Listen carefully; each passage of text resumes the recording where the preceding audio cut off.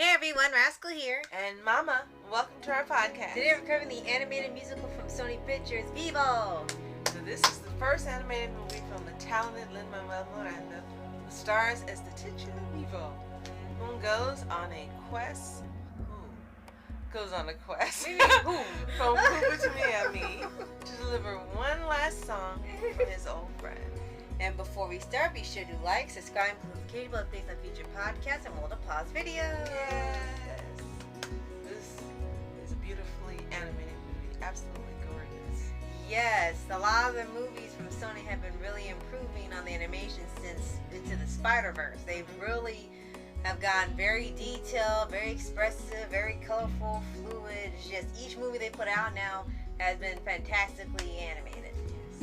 And this movie is actually different from what the trailer implies that it is. Yes. Yeah, the trailer, like, you can get some suggestions from it, but it feels like a different movie. You get the part where he delivers a song to somebody for his friend, but you kind of don't know why he does it until you see the movie. And since this movie's like relatively new, but a lot of people have seen it anyway, is that something, we'll just say something happens to the friend and he delivers it for him. We kind of thought it was maybe he got separated from him and he takes the song for him since he's going the wrong way or something, but that's not what happened. Well, this is a review, so spoiler if you haven't seen it. We didn't expect there to be a death so soon. Yeah, and it kind of changes a bit of the film. And for the most part, it starts out like pretty upbeat and happy like a lot of his movies. And then there's a point where it gets really sentimental until the man dies. And then the movie really shifts. It comes a whole nother movie. And for a lot of people that were watching, they kind of thought it was just going to be Vivo on this journey to deliver the song and be more emotional. Right. And then the man's niece comes in, and then it goes right back to being a comedy. And then it's like, oh, I kind of thought you were going for a more dramatic feel. I guess not.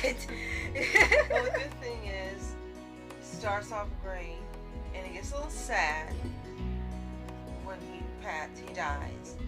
But it picks back up, and then you have a that is truly an adventure, and as you mentioned, has different arcs going on at the same time, and it culminates in a song number by a very famous singer whom I really love. We won't spoil that for you. Yes. And it's a bittersweet ending. Yeah, that's one way of putting it. I mean, and like I said, there's actually quite a few people that we know in this movie. They had some bigger stars, even though that there's not a huge cast in here. I mean, they meet a few characters, but they keep it relatively small. Like, it doesn't feel like they're introducing too many people, too many elements that have nothing to do with the journey. So it's just necessary ones. And ones you think are going to be antagonists, and they're not, or they are antagonists and they stay antagonists. So they at least mix it up as it goes on.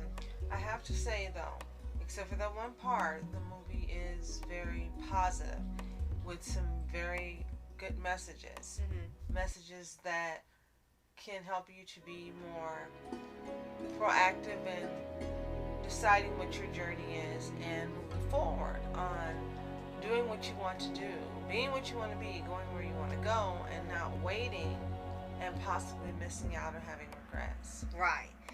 And with that, you also get a lot of good messages in the songs. A few of them are just supposed to be songs because it's a musical, but other ones push the message you said, and other ones help set the mood and everything. And one thing we'll mention about the songs is that pretty much all of them are once again very catchy, and you can easily dance to like you've done for Hamilton or In the Heights. Definitely. And the final number, well, I should say the big number, is really, really memorable, and it's really, really fun. And I think one thing that really does help is Vivo is adorable. Yes. Yes, and what's different is I believe they said he's a Kujinko, I believe. I hope so, because there's a chance I'm pronouncing it wrong because I have never seen the word before until this film. So they actually introduced a species that, you know, not a lot of people are familiar with unless they're native to the country it's from.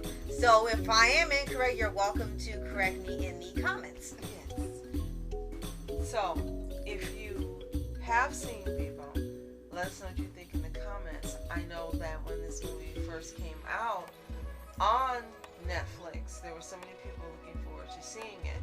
And it was the second time that Sony had released this year.